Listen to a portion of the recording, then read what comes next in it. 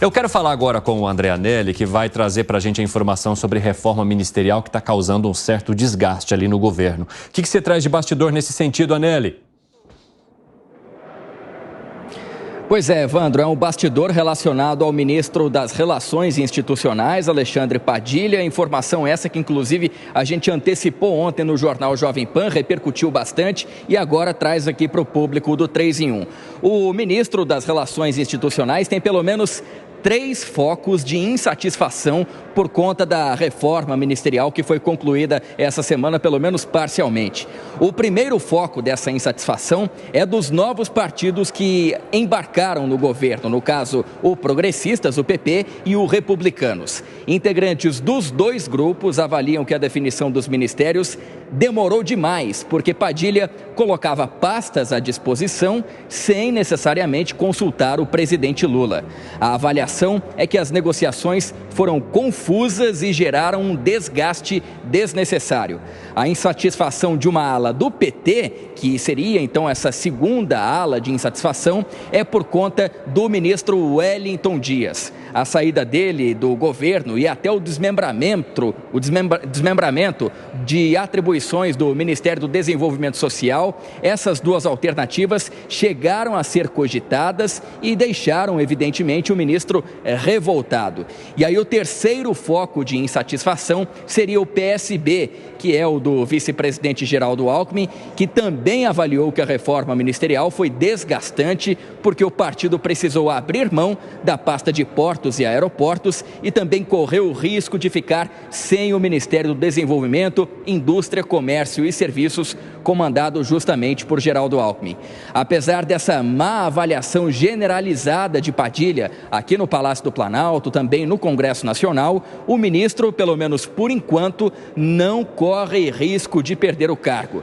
Ele também já participa das articulações que vão concluir essa reforma ministerial e que estão nesse momento em torno da distribuição da Caixa Econômica Federal e também da FUNASA, a Fundação Nacional de Saúde, possivelmente para o Progressistas e para o Republicanos, respectivamente. No caso do Banco Público, as vice-presidências também estariam em jogo e existe a possibilidade de que sejam distribuídas para mais de um partido do Centrão. Evandro. Muito obrigado pelas informações, viu, André Anelli? E aí, senhores, como é que vocês avaliam essas tortas de climão que estamos acompanhando agora no governo federal por conta de mudança ministerial? Fábio Piperno. Então, eu comentava com você fora do ar, né, que eu li há pouco uma entrevista do Fufuca, publicada hoje pelo jornal O Globo. Exatamente. E é uma aula, assim, é um tratado sobre oportunismo e pragmatismo. Ah, é? Por quê? Veja bem, eu separei algumas respostas aqui. Diga, porque daqui a pouco a gente vai trazer também detalhes do Fufuca.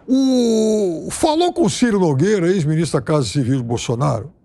Ciro é um irmão meu, né? Ele é totalmente contra, não quis que eu fizesse parte do governo, porém, a construção não foi individual do André Fufuca, foi uma construção da bancada progressista. Aí, cuidado, Bolsonaro, porque vejam só, o repórter pergunta, pretende contribuir na tentativa de reaproximar Ciro do governo? Sem sombra de dúvida. Quando eu e o Ciro fizermos as pazes novamente, tenha certeza que serei a ponte para isso, como para todos aqueles que não fazem parte do governo. E aí o repórter pergunta se o partido vai ser independente, se vai realmente aderir e tal. Ele fala, certamente 70%, 80% vão votar com o governo. E a outra resposta muito curiosa é quando ele foi perguntado sobre... Bom, o senhor era, enfim, bolsonarista até um dia desse. O senhor vai seguir com o Lula? Claro, afinal de contas é o grande líder, é o melhor de todos. Estarei com ele em 2026. Nelsinho Kobayashi, eu vi que você reagiu bastante. Já era esperada essa conduta daqueles que integram o governo simplesmente num sistema de toma lá da cá? Pois é, interessante o verbo ali, né?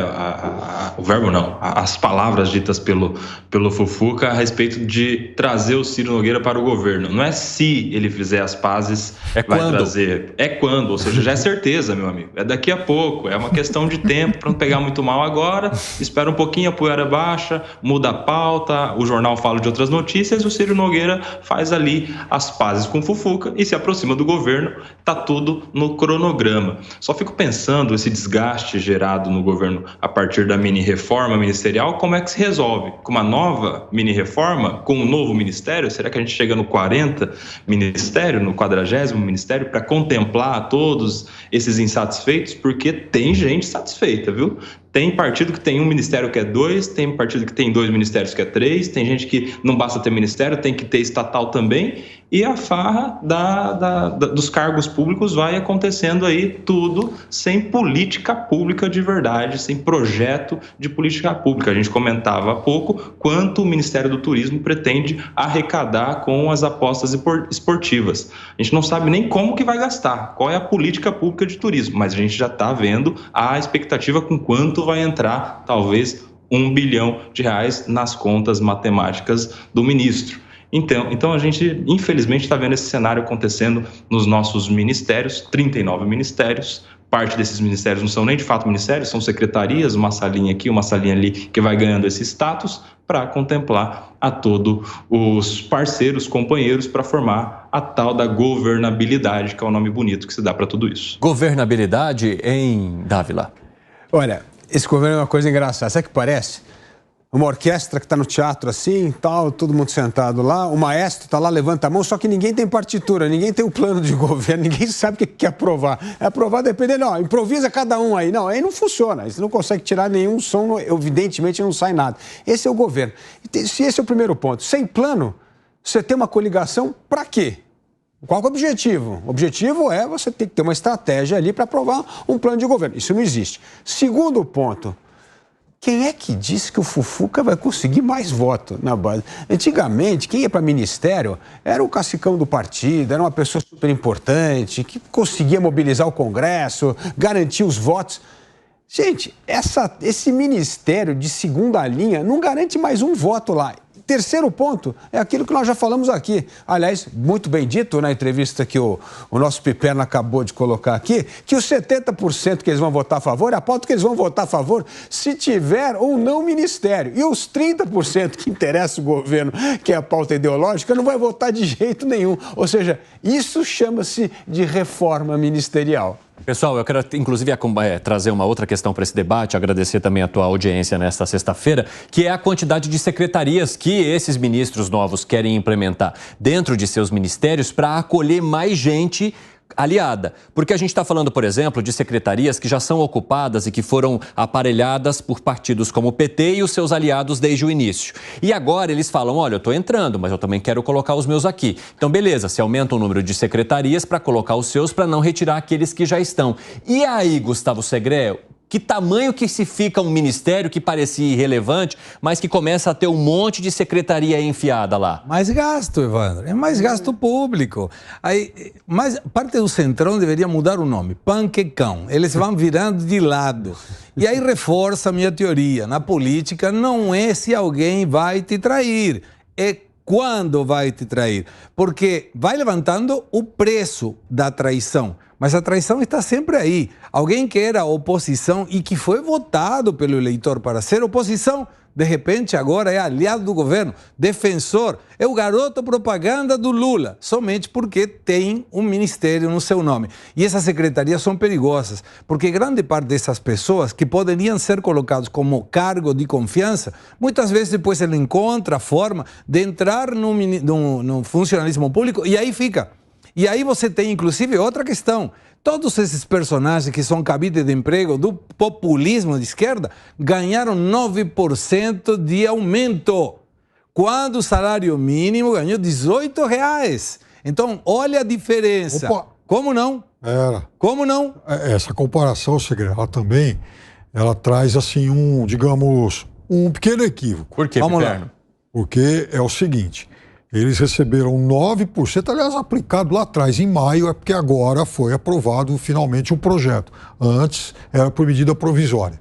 Então, 9% depois de uns 8, 9 anos. Então, eles tiveram 9%. O salário mínimo teve o aumento da inflação mais os R$18. E todo ano ele vem recebendo o aumento da inflação. Então, se a gente pegar de 2015 para cá, um teve 0, agora 9, né? e o outro vai tendo gradualmente os seus reajustes para incorporar a inflação. Quantos funcionários públicos ganham o salário mínimo? 0. Não. Não tem. Não, é que a comparação... Isso é para aumentar a conta de benefício. Não. Perfeito. Mas é que a comparação havia sido feita com os R$18 do salário mínimo. Mas além então, do mais, sabe quanto tem que ripar uma pessoa para ganhar um salário mínimo? Acordar 5 horas da manhã, pegar 2 horas de ônibus, ir trabalhar, voltar. O outro vai, se não vai um dia não acontece nada, se trabalha mal não acontece nada. É por isso que eu sempre critiquei aqui a extorsão social. Aqui no Brasil, até meses atrás, o sujeito que ganhava 1,6 mil por mês, ele tinha que pagar imposto de renda.